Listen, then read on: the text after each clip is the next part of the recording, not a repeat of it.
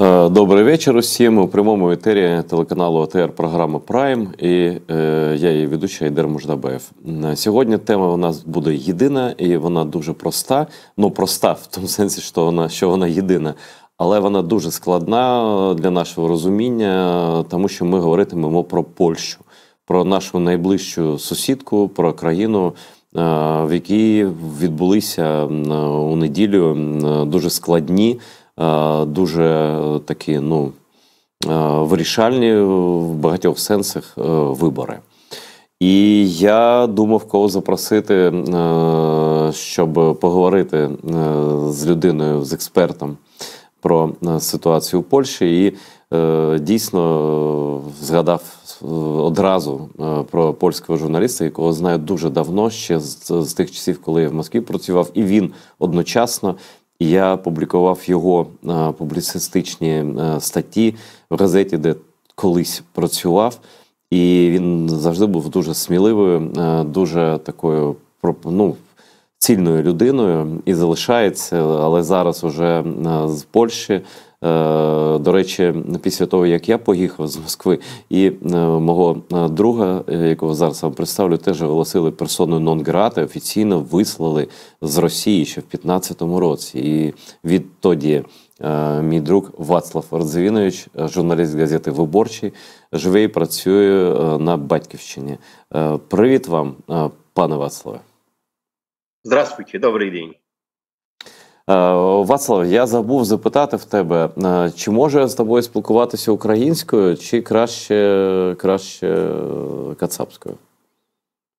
Ну, извини, если можно по-русски. Я тебя понимаю, но все-таки это интервью, чтобы было. Так, зрозуміло. Я извиняюсь, я просто не успел научиться українському, на жаль. Я певен, що ти зможеш згодом це зробити, і будемо з тобою колись українською розмовляти в інтерв'ю, бо українська і польська, до речі, дуже схожі. Ось якщо поляк говорить повільно, якщо поляк говорить медленно, я все розумію. Практично все. Наверное, з українцями така ж історія для поляків. Но по-польски не будем. По-польски я тоже пока не владею польской мовой. Слушай, перед тем, как задавать вопросы, надо понять, о чем мы говорим вообще, что произошло. И это главное, с чего я хотел бы начать. Я сейчас прочитаю просто новости про результаты, окончательные результаты после подсчета 100% голосів на виборах у Польщі. Всі голоси пораховані, явка абсолютно рекордна. Значить, читаю... 5 політичних сил проходить до парламенту. Це «Право і справедливість». Це партія, яка 2 терміни була керуючою силою Польщі. Її результат 35,38%. Головний опозиційний блок, громадянська коаліція, набирає майже на 5% менше, 30,7%. І третій шлях 14,4%. Лівиця або лівиця, я не знаю, як наголос польською, 8,61%. Ну і крайня ультраправа конфедерація, це єдиний серед цих 5 партій союзник, нібито, як я так чув, правлячої партії конфедерації 7,16%. В голосуванні явка була рекордна. В великих містах, наприклад, у Варшаві, більше ніж 80% людей прийшли голосувати. Тобто ситуація була така незвичайна. Напевно, з тих перших виборів Вацик, коли в 89-му році перемогла Солідарність. Може, тоді було стільки ж народу, людей голосувало. Але тоді поляки голосували майже одностайно. Тобто поляки тоді практично единогласно убрали коммунистов и сменили власть полностью. Сейчас ситуация другая. И я хочу, чтобы ты, Вацлав, рассказал полностью свое видение того, что произошло на этих выборах и почему. Что касается явки. Знаете, в 1989 году я был тогда наблюдателем от солидарности, И думал, что такой явки и такого энтузиазма я уже никогда не увижу, потому что это были такие, самые важные в истории выборы. Но то, что я увидел в воскресенье, то даже за гранью того, что можно было думать об этих выборах. Знаете, это не странно. Это не странно. Право и справедливость, как мы говорим, лучше по-русски сказать закон и справедливость. А они были в власти 8 лет. Это была очень странная конструкция, потому что начальником государства тогда все это время был Jarosław Kaczyński, брат погибшего в Смоленской катастрофе президента, но он как будто где-то с заднего сиденья рулил страной. Он человек не очень-то популярен, не очень-то привлекательный, холостой, у него даже прав не было, он не умеет пользоваться компьютером, но очень такой отсталый, такой ретроград. И из-за этого не очень люди ему доверяют, но он очень сильная, крупная фигура. Но и благодаря ему какому-то политическому чутью, в этом отказать ему нельзя, закон и справедливость рулил Польшей, но с одной стороны неплохо, потому что он гарантировал людям социальную поддержку. Он пришел на такую, они к власти пришли на такой волне популизма. Они отменили повышение пенсионного возраста, потому что правительство Туска, раньше было правительство Дональда Туска, оно решилось поднять пенсионный возраст. Они обещали на каждого ребенка ежемесячно 500 злотых. Это была довольно приличная сумма. Очень многим семьям это помогло. Но он тоже, у него была такая национальная программа, что мы, поляки, должны быть у себя сами, что Евросоюз, он в Польше, может быть, даже и вредит, и мы должны не руководствоваться тем, что нам говорит Брюссель, только по-своему устраивать жизнь в нашей стране. Ну так, короче, такие лозунги. И они были очень популярны.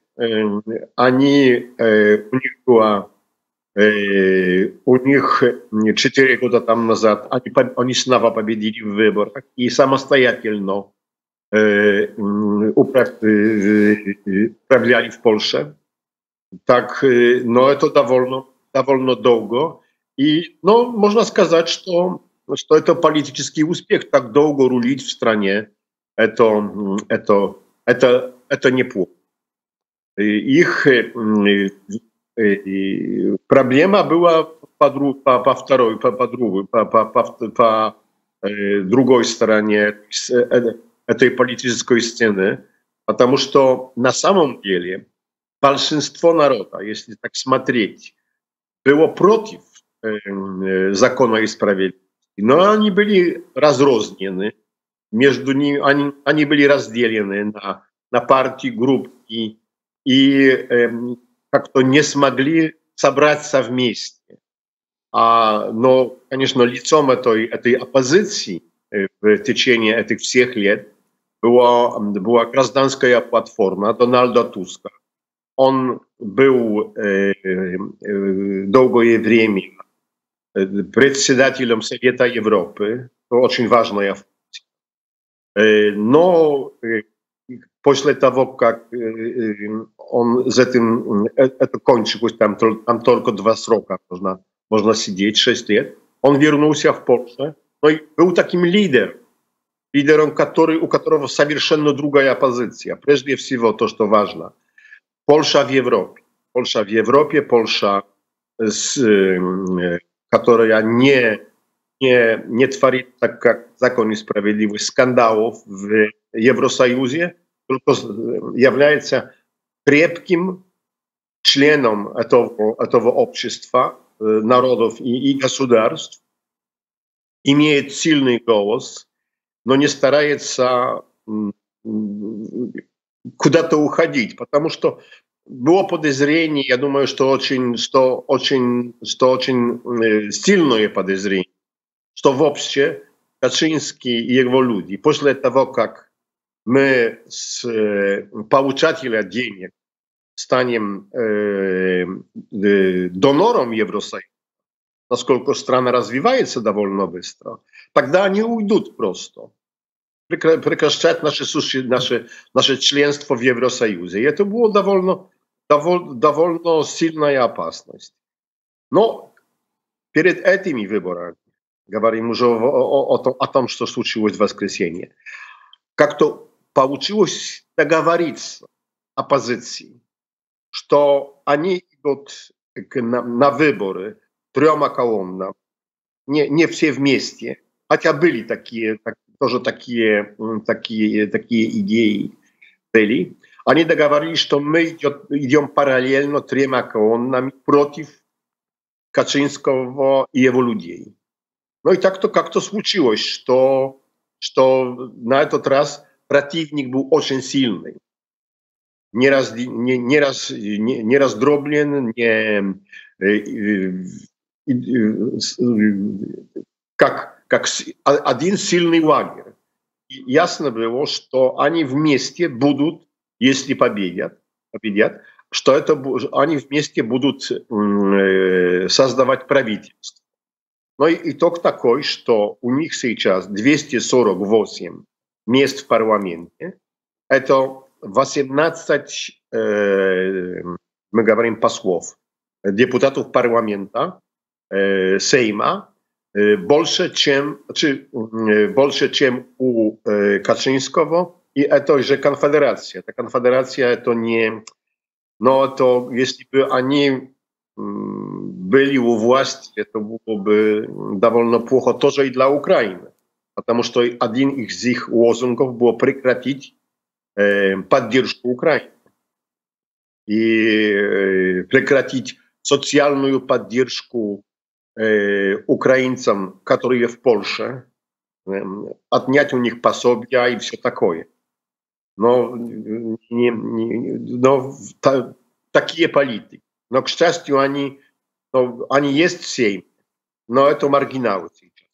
Они будут маргиналами. Но и открывается как будто новая дорога перед Польшей и новые времена в нашей стране. Тогда, если ты закончил общий обзор, я буду уточняющие вопросы задавать. И первый вопрос про то, как будет сейчас меняться власть. Там в польских законах есть прописаны сроки, прописаны процедуры. Наверное, президент Дуда, он все-таки президент выдвинутой правящей партии «Закон и справедливость», он, наверное, сначала обязан предложить победившей формально партии, а это «Закон и справедливость», она первый результат имеет среди всех, предложить сформировать правительство, а после того, как, если не получится, то тогда уже второй партии. И как это все будет происходить, в какие сроки, и действительно я правильно сказал. Или, может быть, сразу блок вот этих трех оппозиционных партий станет, значит, правящим, а те уйдут в оппозицию. Как это будет? Ты вроде прав, но не факт. Потому что действительно есть такая традиция, что президент назначает того, кто вроде победил в выборах, значит, получил большинство голосов. Но это, конечно, «Закон и справедливость», Kaczyński и его люди. Но Ёжу понятно, что они сейчас не смогут создать правительство. потому что Kaczyński и его люди известны тем, что они ни с кем не умеют договориться. У них уже было коалиционное правительство с 5 по 7 год, но они там очень сильно поругались, и надо было делать новые выборы, в которых победил тогда Туск. Но у них сейчас даже нет партнеров, потому что если сложится они и эта же конфедерация, не хватает для большинства.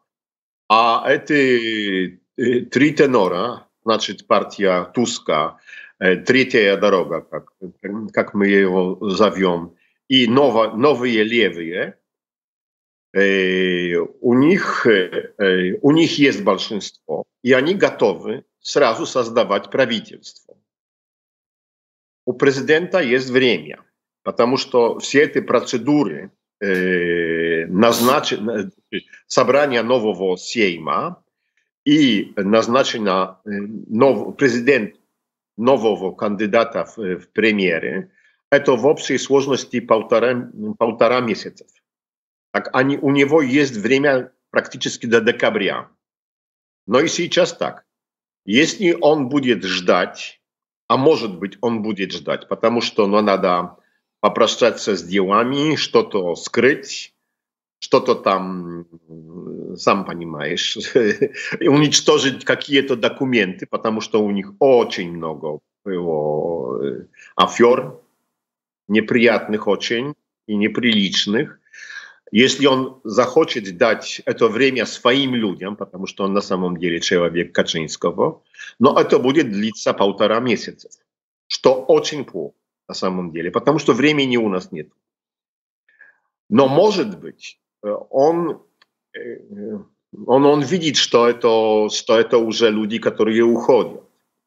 Есть такое мнение, что у него есть амбиция, чтобы после своего президентства, у него второй срок, который кончится в 2025 году, это на самом деле уже близко, а он довольно молодой человек, что он хочет какую-то международную карьеру делать. А это зависит от Евросоюза, это зависит от Соединенных Штатов.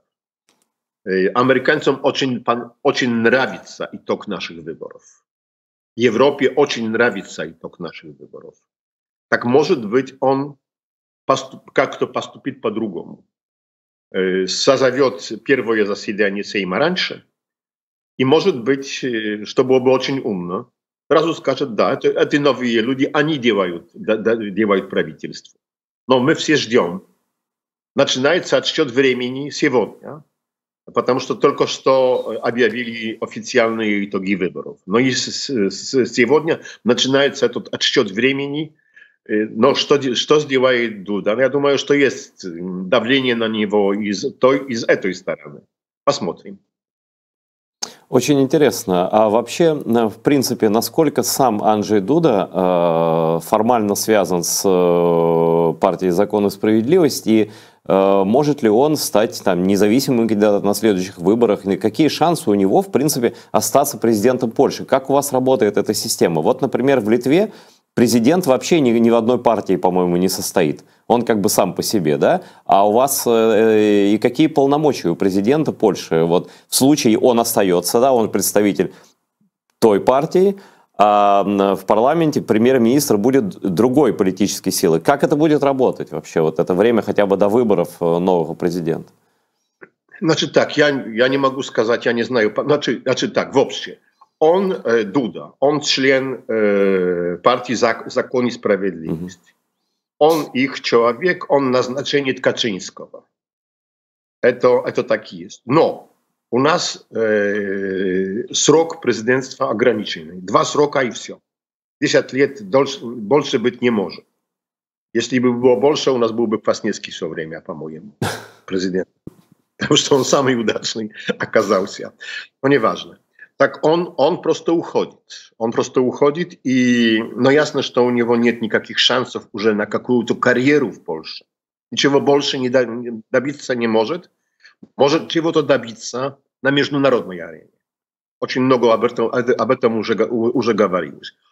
он все время шел по поводу Качинского, на поводу Качинского. Несколько раз получилось у него как-то, но по-другому поступить. Была, например, такая попытка. У нас есть независимое телевидение в Польше, ТВН. Что-то наподобие российского НТВ. Помнишь, какие-то были такие времена, что было НТВ, которое там делало очень, очень неприятные вещи Путину, пока его. Но тоже была попытка закрыть эту телевизионную станцию, этот телевизионный канал. И тогда под давлением и общества, и под давлением тоже американцев, потому что этот канал принадлежит американцам, он ветировал закон, который позволил бы позволил бы государству перехватить этот телеканал. Было несколько таких его жестов, таких поступков. Но посмотрим. Так отвечая, перспектив карьеры у него никакой. Но то если он уходит, он становится пенсионером. Очень приятно, хорошая пенсия, охрана и так дальше. То, что об чем он может, он уже не может, например, вернуться как премьер. Мгм. Этот человек не так его воспринимает. Единственное, что может, если у него есть амбиции, это международная карьера. И это все. Но пока он остается, это вроде неплохой механизм на самом деле. Если есть правительство с одной партии и президент с другой партии, потому что это какой-то баланс творится. И нельзя, так как в России, что все в одну дудку. И это было бы неплохо. Но на самом деле это не Дуда. За ним стоит Качинский. А он человек, который очень любит авантюры, и это было бы из этого бы получалось очень плохо, потому что нам этого не надо. Конфликтов нам не надо. Их было очень много во время правления Качинского. А делать есть что делать, а не между собой конфликтовать. Ну, собственно, я спросил про Анджея Дуду, потому что интересно, не будет ли у них такого конфликта с Туском, если Туск станет премьер-министром, что в Польше будет политический кризис долгий. Такого не может быть, да? Это зависит и от Туска, но который хочет реванша, на самом деле это видно. Но Туск, люди, гражданской платформы и этих других политических группировок есть. Они жаждут реванша. Это одно. Зависит тоже от Дуды, но и зависит тоже от Качинского. Знаешь. Но это непросто. Это непросто. Но то, что правительство будет, правительство парламентского большинства, потому что Польша не президентская страна. Это парламентская страна. Но конфликты разжигать можно всегда. Посмотрим. Это очень много зависит от характеров этих людей и от их ума. Смотри, но то, что Дональд Туск станет премьер-министром Польши, это не факт. Не факт еще, это не факт. Это может быть кто-то другой. Но пока кажется, что будет он. Угу. Но он уже был премьером. Удачным, тоже надо сказать. Помним все кризис 8-9 года, где во всей Европе была какая-то рецессия. В России была огромная рецессия тогда, а Польша была таким зеленым островом, где развивалось ПКБ, ВВП, так говорится по-русски, внутренний валовый продукт поднимался, чуть-чуть, но поднимался, и все удивлялись, но это была политика Туска. Но он уже был.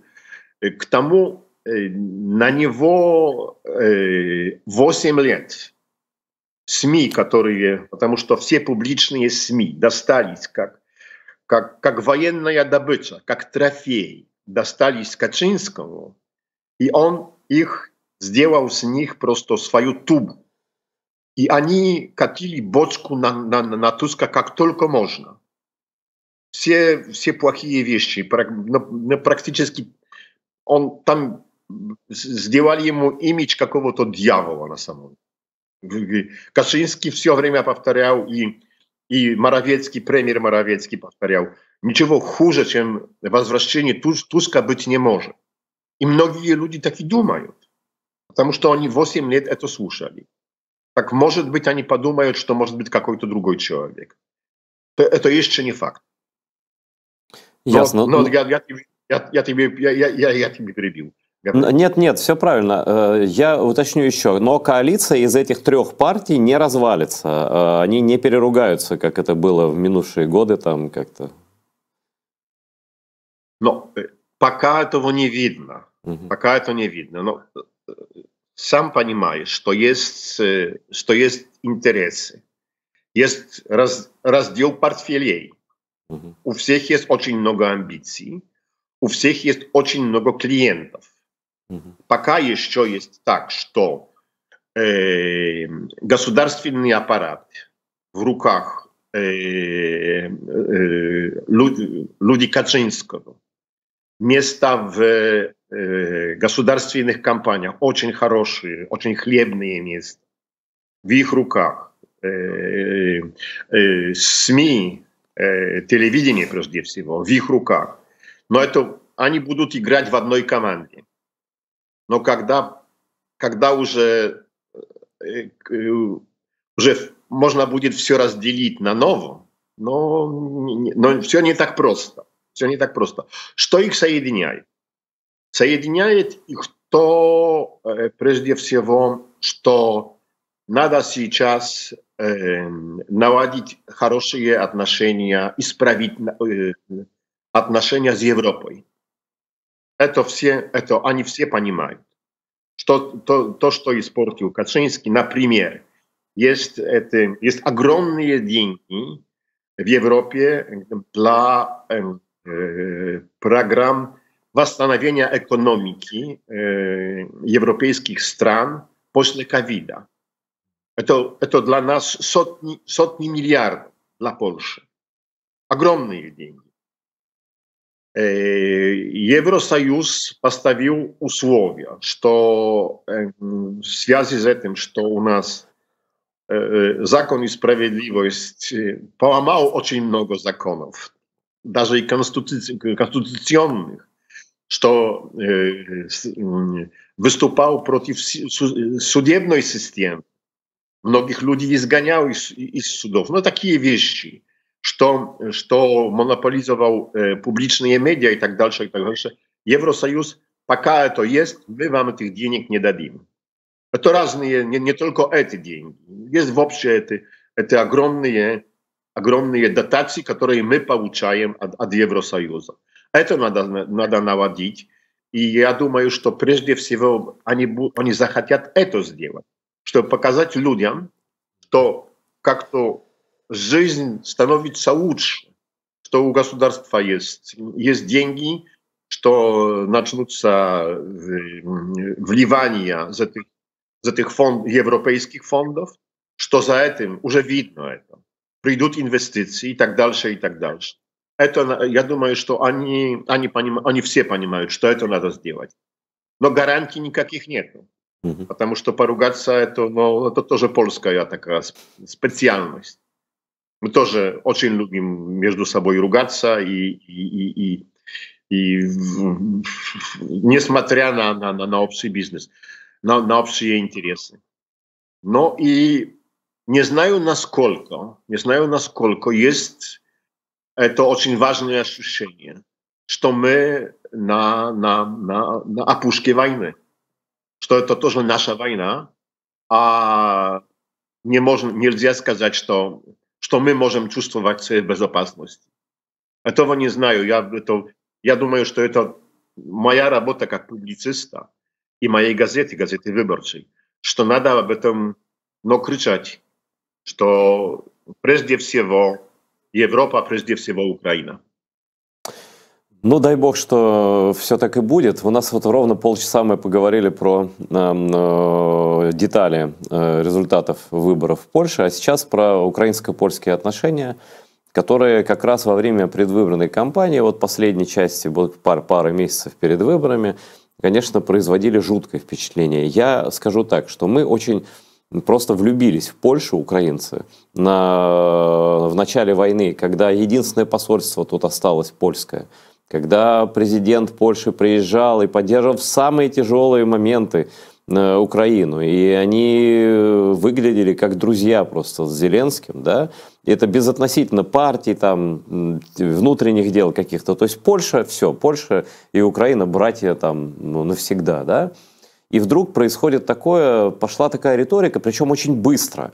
Я не буду говорить, кто тут прав, кто виноват в сути проблем, там, с зерном и так далее, но пошли такие разговоры и такие слова, которые напоминали какой-то ужасный, некрасивый скандал, да, и вот то, что с нашей стороны было жутковато слышать, я понимаю, что, может быть, там выдернули из контекста его мысли, может быть, там он не такое сформулировал, президент Польши, но вот эти слова, что Украина похожа на утопленника, они, конечно, просто ударили просто в сердце. Ну, невозможно было представить, что Дуда когда-нибудь такое скажет, да?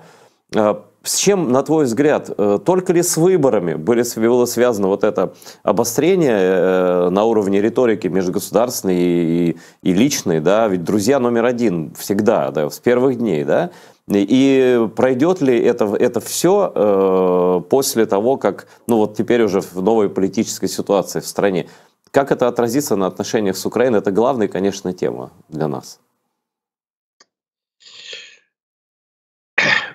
Поверь мне, что мне было очень обидно. Не было, потому что есть. Смотреть каждый второй день на российском телевидении, как Дуда, президент Дуда, обнимает Зеленского в Киеве, а потом следующий кадр, когда он говорит, что Украина как утопающий хочет нас втянуть тоже в эту тонь, в эту воду. Скажу тебе так. Они наделали очень много глупостей. Руководство только своим шкурным политическим интересом. Потому что закон и справедливость, значит, наша власть, они определили, что они старались получить голоса очень правой публики, очень правой части электората. А на этом поле там рулила какое-то время довольно успешно. Это конфедерация, которой были эти лозунги. Не надо помогать Украине, не надо помогать украинцам. И они и закон и справедливость принял эту риторику как свою, чтобы получить больше голосов. Не понимая, извини, я просто слова мне приличные как-то уходят от меня. Хотелось бы их заменить на неприличные. Они делали огромные, на самом деле, делали огромные глупости, не понимая, что вы это слышите в Украине. И это деморализация на самом деле, демобилизация. Если даже Польша такое говорит, зачем им не поверить, нашим друзьям, что у нас плохо, что с нами надо заканчивать контакты. Но и прежде всего это огромная мобилизация русских. Потому что если президент Польши, даже он, и премьер Польши, и польские министры говорят такие вещи, значит, что Украине кранты. Вот так это.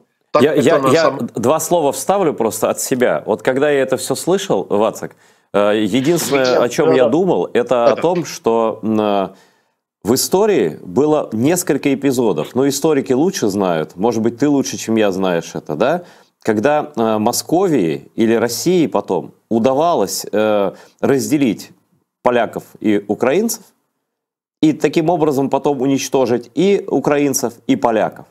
И когда появился намек вот на такую возможность, да, действительно стало, ну, и не столько жутковато, знаешь, все-таки война давно уже идет, сколько обидно, что опять эти грабли, опять нам русские подкладывают вот эти грабли, ссорьтесь друг с другом, а мы тут постоим, подождем, и потом вас съедим, да, сначала одних, потом других.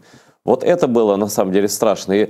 А как ты думаешь, вот польский политикум, там, избиратели польские, они понимают, насколько мы зависим друг от друга, несмотря ни на какие там разногласия политиков, что Польша с Украиной одна без другой всегда пропадали с карты мира. Всегда. Вот насколько ощущение вот этой опасности существует у вас? Айдер, прежде всего я хочу что-то добавить, знаешь, потому что это, конечно, огромные глупости. Не время для этого, чтобы возвращаться к воинской резни. На какое-то время надо про это забыть и не говорить совсем, потому что война. По поводу зерна не надо было своим клиентам, политическим, бизнесовым своим клиентам торговать этим зерном в Польше. Надо было ввести простой механизм, что если зерно из Украины приходит в Польшу, надо просто посылать туда, куда оно шло на самом деле, в Африку и в другие страны. Это можно было сделать. Но клиенты, власти, которые давали им очень много денег на выборную кампанию, они на этом зарабатывали. Это то, что были протесты наших фермеров, это прежде всего вина властей, которые не умеют с этим справиться и сделать так, чтобы это не портило польского рынка сельскохозяйственной продукции. И это можно было сделать. Но важно на самом деле, если возвращаться к этой дурацкой риторике, что это временно, что это глупости они делали, да, конечно, но это не значит, что они против Украины. Они просто цинично определили, что это им поможет победить в выборах и рулить, и они бы тоже не бросили Украину. Наделали глупостей, но нет такой другой страны, которая лучше понимает угрозу из России. И они тоже понимают. Но поступили очень нечестно в отношению к вам, в отношению к нам. Это просто только для этого, чтобы победить в выборах, а потом сказать, ну извините, это так, сами понимаете, но выборы были, надо было побеждать, а сейчас мы возвращаемся и будем обниматься, будем помогать оружием и дальше, и дальше. Я так думаю. Сейчас пришли люди, которые таких вещей не делали, и у них есть желание помогать, но, знаешь, многие люди будут им подсказывать, что ситуация очень плохая, что надо думать о том, что нам тоже угрожает эта же самая Россия, и Польша будет по-другому поступать. Я думаю, что это уже не повторится с этими людьми. Может быть, будут там скандалы с зерном, но как-то будут разруливать эти проблемы, а не сделать из этого пропаганды. Ну да, меня как-то и нас всех очень удивило то, что это все в публичном поле. Президенты дружат. Пожалуйста, вот телефон, позвони, скажи, вот такая проблема, вот мы должны ее так решить. Это как будто Как будто специально было в публичном поле, а это вопрос, это совсем не публичный. Это было для того, чтобы получить еще 10 тысяч голосов, чтобы этим из конфедерации, этим придурком, что-то оттяпать. Вы говорите, что Украина плохая, так мы тоже будем говорить, и люди придут к нам. Это было очень цинично и очень глупо на самом деле. Конечно, можно было, если между друзьями есть такие вещи, это как супружеская пара. Очень, очень глупо ссориться с женой на публике. Извини, пожалуйста. Можно поругаться, можно говорить между собой разные неприличные слова, но не публично. А это было как ссора супружеской пары где-то в театре. А тем более, что публика очень недоброжелающая нам. И вам, и нам. Вацлав, скажи, пожалуйста, а почему вот эта ставка такая на ультраправый электорат, почему она, на твой взгляд, не сработала? Почему ты назвал ее глупостью, но, соответственно, ошибкой? Как-то общество по-другому было настроено? Почему голосов стало меньше, а не больше в результате? Очень хороший вопрос. Голосов...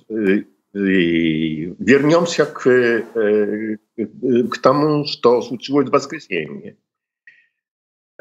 У нас была такая поговорка, что деды избирают дедов, что молодое поколение, что молодые люди, их совсем не интересует политика. Что это дело людей, скажем так, 50 плюс, но 45 плюс, уже таких. И они приходят на выборы, и они избирают людей, которым уже 70. Ну так это и есть, на самом деле. И вдруг оказалось в воскресенье, что явка стала рекордной, прежде всего из-за этого, что пришли молодые люди на выборы. Получалось так, что эти люди до 3 часов ночи, например, в Кракове, например, в Варшаве, стояли в огромных очередях, чтобы голосовать. И это поменялось. Ставка на таких динозавров, как я, мне 70, она оказалась ошибочной, потому что пришли даже не дети моей генерации, даже пришли тоже внуки. А им не хочется жить в каком-то национальном колхозе, так как у Лукашенки. Им хочется жить, они уже привыкли в Европе, в открытом обществе, где многих проблем нету, где открытые границы, где можно работать и у себя, и где-то за границей. И многие вещи они уже привыкли. И они сказали, что мы этого средневековья уже не хотим. Но мы хотим современной страны. На самом деле это их ответ. Это ответ молодого поколения. К сожалению, политики не очень молодые. Хотя уже тоже видно, что генерация меняется. Чего, например, нет в России, она будет пропадать из-за этого, что там рулят в этой стране люди, которым за 70. У нас как-то уже меняется. Но у вас тоже видно, что молодые люди пришли. И хотя очень тяжело, но все-таки успехов тоже и на фронте очень много. Страна не развалилась таким давлением. Но это огромная надежда, что появились молодые люди, и они сказали свое «П». Но я думаю, что в таком случае Польшу можно только поздравить. И в идеале во всех странах мира бы начать молодым голосовать. И как бы совсем другая будет политика, совсем другая жизнь будет вообще в разных странах. Это очень правильная история. Вот, как ты думаешь, почему вот в Польше такие правые силы проиграли? Не катастрофично, но проиграли. Да? А в Словакии, в соседней Словакии, все наоборот. Там победили как раз вот такие, которые против поддержки Украины, там вот типа этой конфедерации вашей, да, но там они пришли к власти, там вернулся премьер, который как раз наоборот. Ну, второй Орбан, как его называют, только словацкий. Вот, казалось бы, две страны рядом, обе страны славянские, да, как бы... Венгрия не славян. А? Венгрия не славян. Я не про венгров, я славян. не про это, я знаю, я говорю про поляков и про словаков. Поляки и словаки. Да, выборы же прошли вот недавно в Словакии, и там совсем другие результаты.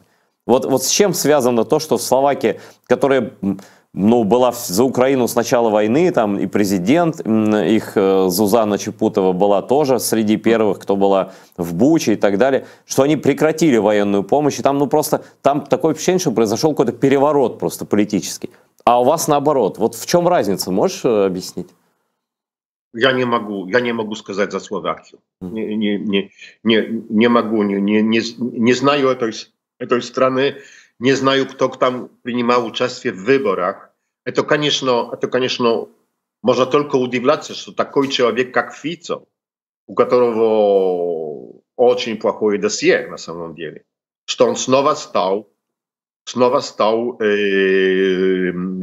премьером. Это да, это очень странно, но пояснить этого не могу, потому что я бы не сумел сравнить.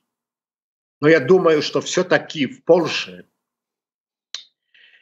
8 лет того, что было «Закон и справедливость», и что они откровенно шли вспять к прошлому, что это решило и возбудило молодых людей, чтобы пришли. 8 лет это длилось, это было долго. Но надо было это прекратить.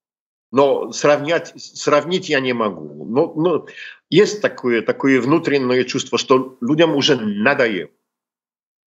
И пришло время, чтобы это все поменять. Вообще, Вацлав, удивительная страна Словакия. Я пытаюсь со многими людьми анализировать, что там происходит. Это какая-то европейская терра инкогнита. Про Словакию никто ничего не знает, включая ее, соседей. Может быть, чехи чуть-чуть знают эту страну, но вот поляки, украинцы вообще не знают практически. Ты прав, потому что поляки очень любят чехов. Без взаимности. Чехи не очень любят поляков. Даже очень не любят поляков. Но была Чехословакия. И все только обращали внимание на чехов. А Словакия как-то с края. Но еще знаешь, как вот у меня есть друзья в Словакии, там хорошие журналисты есть, реально крутые, такие проукраинские. Они говорили, что, и, кстати, наш секретарь Совета национальной обороны и безопасности Данилов сказал, что на Словакию навалилась российская пропаганда, агентура и так далее, да? И у них там получилось. А скажи мне, а в Польше видно российскую агентуру, видно российскую пропаганду? Или, скажем так, может быть, не пророссийскую, а антиукраинскую, как бы такую внутреннюю, как бы не из России, но антиукраинскую пропаганду, направленную там, на наш разлад, на ссору и так далее. Было это? Слушай, ты знаешь, что русские кремлевские люди хитрые. И они хорошо понимают, что инвестировать политически в Польшу нельзя. Это не получится. Сколько бы денег не вбухали, кого бы сюда не присылали к нам, это ничего не даст, потому что это однозначно все понимают, это знак качества. Русская политика – это знак качества. Это не пройдет. Я этим занимался, потому что есть одно. Что они делали? Это делали люди, например, такие, как Затулин, небезызвестный тебе, да.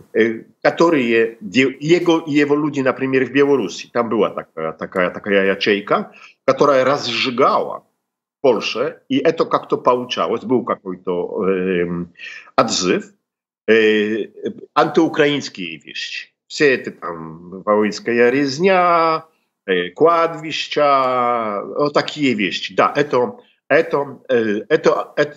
их работа, и на это они ставку делали. И думаю, что делают. Здесь прямо, знаешь, у нас нет альтернативы для Польши, так как у них есть в Германии. Альтернатива для Германии. Это просто пятая колонна на самом деле в Германии. У нас это не... Есть какие-то люди, но они это совсем маргиналы, никто их не знает и знать не хочет.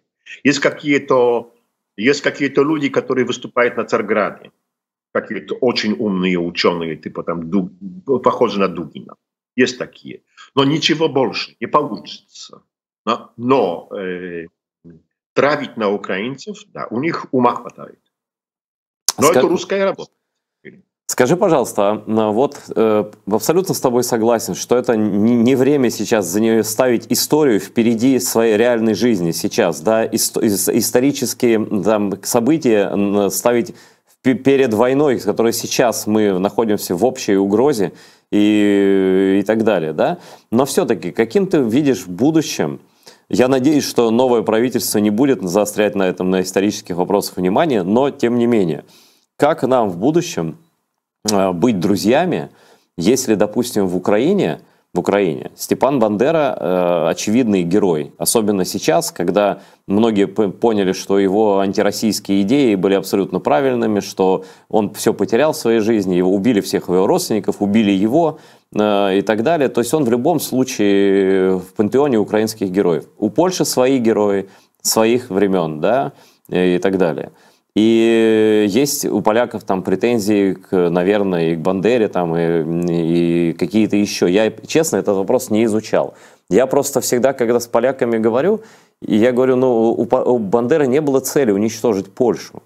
Вот. Он боролся за свой народ, не за уничтожение Польши. А вот у русских, у них цель одна – уничтожить и Польшу, и Украину, без нюансов, без всяких, да, и всех вместе стереть в порошок. Но, тем не менее, это все равно разговоры эти останутся. Вот как бы ты, как поляк, как журналист и как публицист, как бы ты объяснил и украинцам, и полякам наше прошлое, как нам с этим дальше жить и как нам об этом думать, чтобы не возникало вот таких спекуляций, а давайте сейчас поссоримся и умрем по очереди.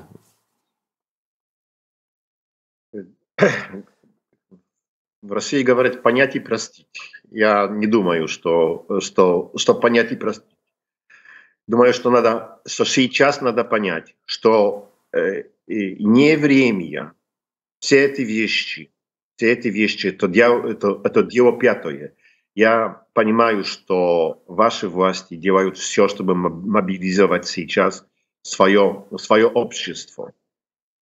Можем про это говорить, как ты сказал, по телефону между лидерами, но не выпучивать этого. Не время сейчас. Если Украина проиграет, то темы совсем не будет. А может быть и нас тоже не будет. И тогда будет тишина и спокойствие, как на кладбище. Если Украина победит, значит сохранит свое существование и независимое государство, тогда у вас будет ощущение, что вы победители, что у вас получилось. А с такими людьми, у которых получилось, очень лучше разговаривать на сложные проблемы и темы, потому что есть ощущение, что мы можем себе позволить на это. У нас после победы, после такого огромного успеха, которого я вам желаю, человеку легче, и у него нет комплексов. И можем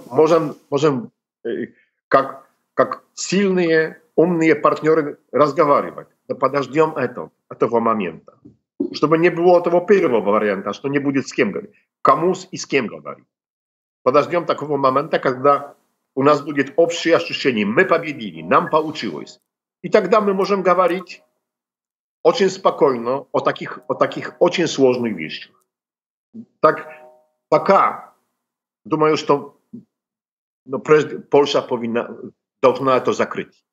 Если будут какие-то перегибы с вашей стороны, то, что Варшава определит, но это перегиб там, что-то с Бандерой, перезвонить можно, попросить договориться, но не выпучивать. Не время.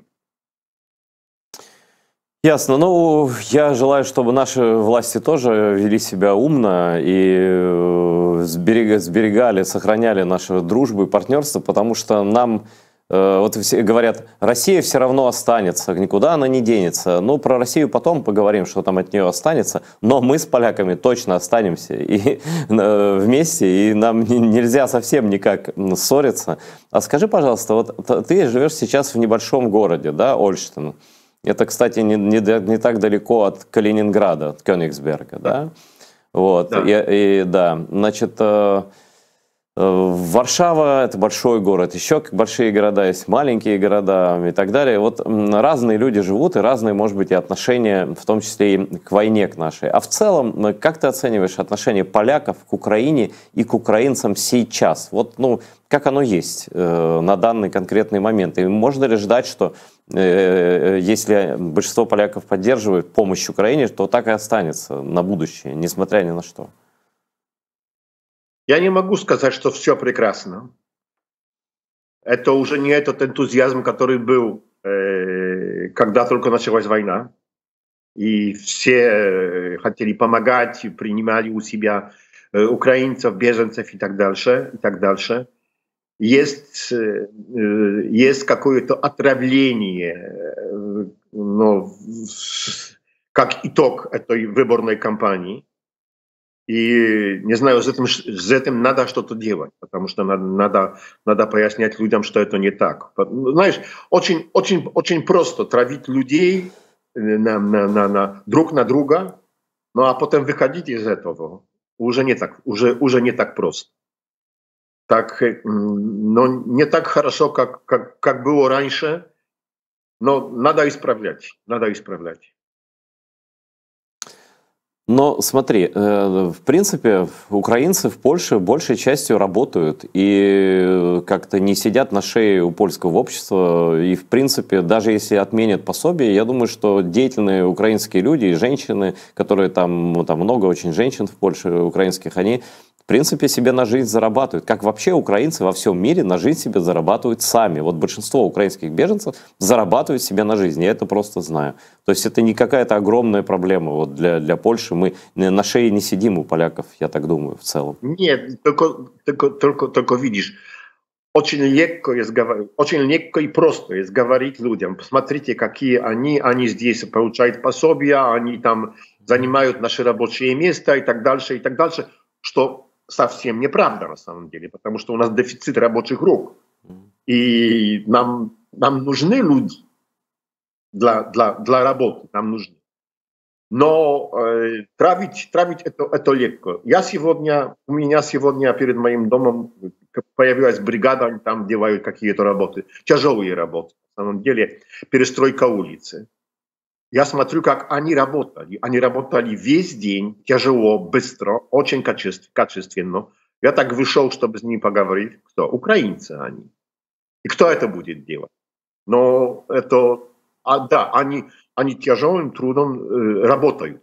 Но людям надо говорить про это, а не про это, что они ничего не делают, что они только хотели пособия, что украинки красивые отнимают мужа у поляков и такие вещи. А это все мы проходили в последние месяцы. Говорили разные такие вещи с высоких трибун, а с трибун пониже говорилось можно было слушать такие сплетни, например, такие вещи. С этим надо. Но надо просто вашим властям тоже работать с новым правительством, с новыми властями. Да, наш час вже закінчується програми. Багато ми говорили, можна говорити довго на цю тему, але процес політичний в Польщі триває, післявиборчі там будуть події, і ми ще матимемо нагоду говорити з Вацлавом і з іншими представниками Польщі, які нас люблять і яких ми любимо. І дякую за підтримку. Я певен, що Україну і Польщу розсварити не вдасться. Дякую дуже Вацлаву Радзивіновичу. Це журналіст дуже відомий в Польщі, журналіст газети «Виборчий». З вами був телеканал АТР. Дивіться АТР далі.